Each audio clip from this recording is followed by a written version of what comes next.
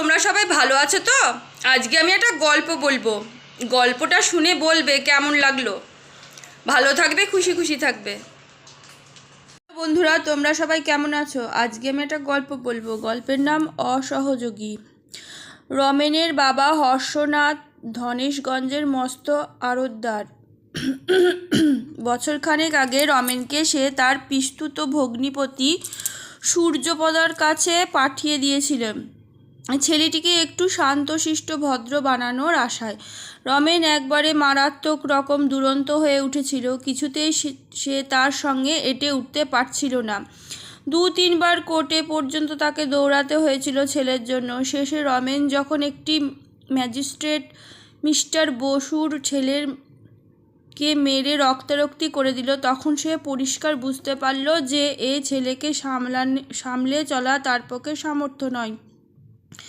এ ছেলে তার সর্বনাশ করবে। যুদ্ধের বাজারে কতভাবে কত কামাচ্ছে, ম্যাজিস্ট্রেট সাহেবকে চটালে আর রক্ষা আছে? দামি দামি ভেট নিয়ে সে শটান গিয়ে হাজির হলো একবারে ম্যাজিস্ট্রেট সাহেবের বাড়িতে। মার খাওয়া ছেলেটির জন্য উপহার রইল 200 টাকা। লুটিয়ে পড়ল মিসেস বসুর পায়ের তলায়, প্রার্থনা করল রমেনের নিস্তার। ছেলের সম্বন্ধে কী ব্যবস্থা করবে আগেই ভেবে ঠিক করে ফেলেছিল, তাই বিনা দ্বিধায় জানিয়ে দিল যে ভয় পেয়ে রমেন কোথায় পালিয়ে গেছে। ফিরে এলে খুঁটিতে বেঁধে তাকে চাপকে লাল করে দেবে। সেই দিনই রমেনকে নিয়ে সে কলকাতায় রওনা হয়ে গেল ছেলেকে সূর্যপদার জিম্মা করে দেওয়ার জন্য। রমেনের মা একটু আপত্তি করেছিল। উনি স্বদেশি তরদেশি করেন শুনেছি, খোকাকে আবার না বিগড়ে দেন। হর্ষনাথ বলেছিল, স্বদেশি না ছাই, জেলে যেতে না স্বদেশি করলে? ওসব টাকা উপায়ের ফিকিরি। ছেলেদের নিয়ে দলটল সমিতি টমিতি করে চাঁদা তুলবার জন্য। মাস্টারিতে কি কারো পেট চলে? শহরতলিতে সূর্যপদার বাড়ি। এক রাত্রির বেশি হর্ষনাথ থাকতে পারেনি। তার কত কাজ ধনেশগঞ্জে। সূর্যপদকে সব জানিয়ে অনুরোধ করেছিল, ছেলেটাকে তোমার মানুষ করে দিতে হবে ভাই, শুধরে দিতে হবে। সূর্যপদ হেসে বলেছিল, দেব, ছেলেকে তোমার মানুষ করে দেব। একটা শর্ত করেছিল সূর্যপদ, যে 1 বছরের মধ্যে রমেনকে ধনেশগঞ্জে নেওয়া চলবে না, আর সোজাসুজি রমেনকে টাকা পাঠানো চলবে না।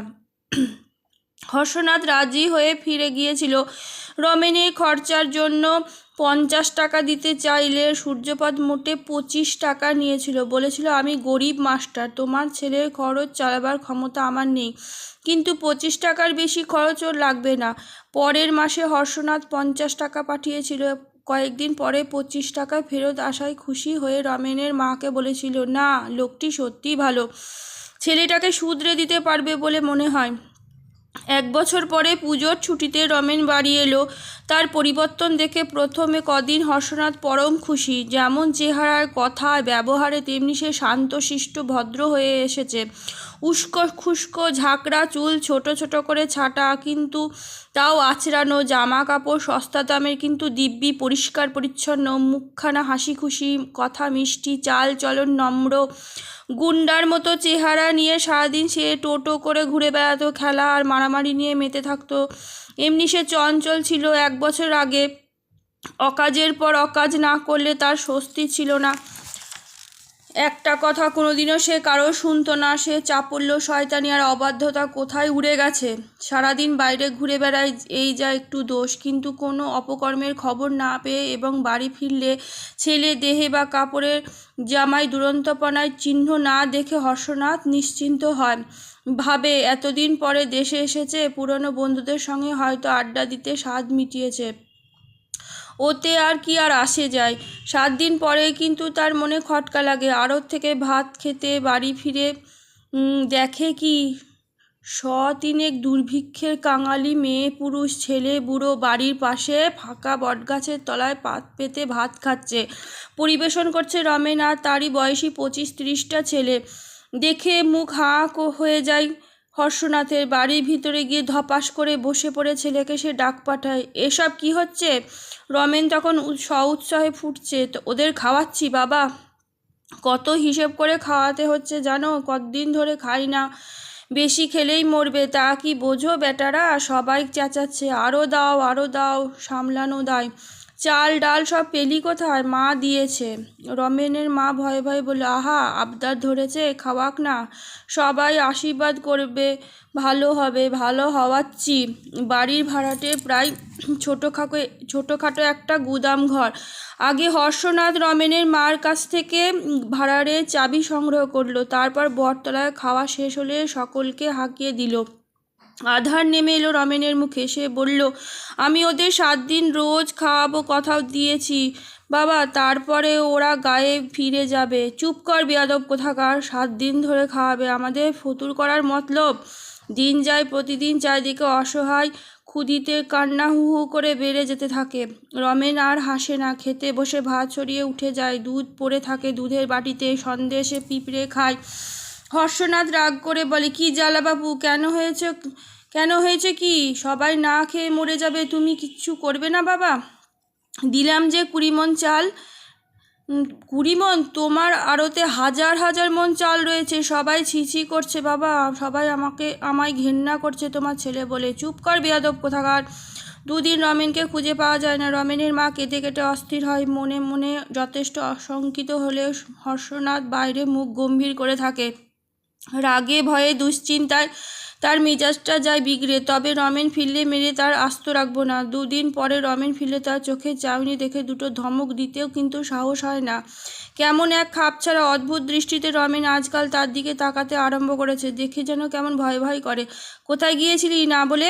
অনাথবাবুর সঙ্গে সাতগাঁয়ে। অনাথবাবুর সঙ্গে? তার পরম শত্রু অনাথবাবু। সেই দিন যার জন্য প্রায় 1000 মণ চাল গুদামে তোলার বদলে বাঁধা দামে বিক্রি করে দিতে হয়েছে তাকে। রমেন আবেদন আর আবদারের সুরে বলে, কি অবস্থা হয়েছে তুমি ভাবতে পারবে না বাবা। তুমি এক কাজ করো বাবা, যে দামে কিনেছিলে 1 টাকা লাভ রেখে চাল বেচে দাও। তোমার তো লোকসান হবে না। কত লোক বাঁচবে ভাবো দেখি। লোকসান হবে না? 40 টাকার জায়গায় 14 টাকায় বেচলে লোকসান হবে না? কি হিসেব তুই শিখেছিস? কথাটা হর্ষনাথ উড়িয়ে দেওয়ার চেষ্টা করে। তখন রমেন বলে, তাহলে তোমার সব চাল আমি বিলিয়ে দেবো বাবা, আগে থেকে বলে রাখলাম। তোমায় আমি মানুষ খুন করতে দেব না। ছোট মুখে বড় কথা বলিস না, থাবড়া খাবি।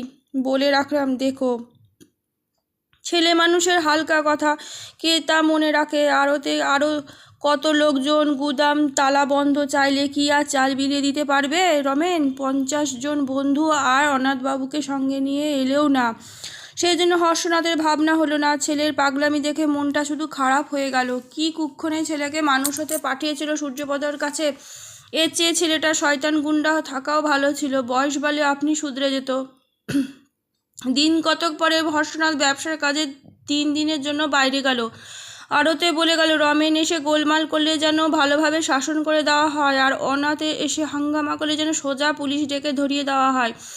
একবার থানাটাও ঘুরে গেল। অনাথ কীভাবে তার ছেলের মাথা বিগড়ে দেওয়ার চেষ্টা করছে জানিয়ে দেওয়ার জন্য। পরদিন সকালে আড়তে ও আড়তের সামনে হই হই কাণ্ড শুরু হয়ে গেল।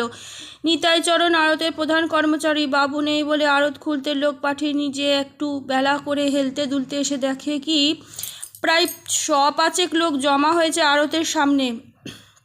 তাড়াতাড়ি ভেতরে ঢুকে নিতাইচরণের চক্ষু স্থির। আড়তে যে কোণে 1000 টিন তেল ছিল পরশু পর্যন্ত, সেখানে মেঝেতে তেল আর ময়লা পুরু পাকের ওপরে আড়তে সবাই বসে আছে। তফাতে হর্ষনাথের 2 নাল বন্দুক হাতে দাঁড়িয়ে রমেনের সমবয়স্কী ছেলেদের আড়ত বোঝায়, আসুন নিতাই কাকা, গুদামের চাবিটা দিন তো। চাবি কোথায় পাবো? চাবি তোমার বাবার কাছে। তাহলে ওখানে গিয়ে বসুন, দরজা ভাঙতে হবে। রমেন এক বন্ধু তার হাত থেকে নিয়ে গিয়ে তেল গাদায় ধপ করে বসিয়ে দেয়। রমেন বলে, এই বন্দুক নিয়ে একজনের ঠ্যাং খোঁড়া করে দিয়েছিলাম, মনে আছে তো? কেউ কোনো ফন্দি ফিকিরি চালাকি করার চেষ্টা করবে না, সত্যি সত্যি গুলি চালিয়ে দেবো কিন্তু। সেইখানে দাঁড়িয়ে থেকে রমেন ওদের পাহারা দেয় সকাল থেকে সন্ধে পর্যন্ত। 150 ছেলে গুদাম থেকে চাল বার করে বিতরণ করে। কাছেও দূরে অনেক গা থেকে হাজার হাজার লোক আসে চালের জন্য। রমেন গায়ে গায়ে টেরা পিটিয়ে দিয়েছিল। পুলিশ 2-4 জন আসে, কিন্তু ঢুকবার চেষ্টা করে না, বরং ভিড়ে আর হাঙ্গামা নিয়ন্ত্রণে কিছু কিছু সাহায্য করে। ভোরে রমেন নিজে গিয়ে থানায় খবর দিয়ে এসেছিল তার বাবা আজ চাল বিতরণ করবে। এই মর্মে বড় বড় কয়েকটা ইস্তেহারও আড়তের বাইরে টাঙিয়ে রেখেছিল। সন্ধ্যার সময় চাল শেষ হলো। খবর পেয়ে পরদিন হর্ষনাথ ফিরে এলো। ছেলেকে সামনে রেখে গুম হয়ে রইল, তার কান্না পাচ্ছিল। আজকের মতন গল্প এটুকুনি। কেমন লাগলো জানাবে। ভালো থাকবে আর খুশি খুশি থাকবে।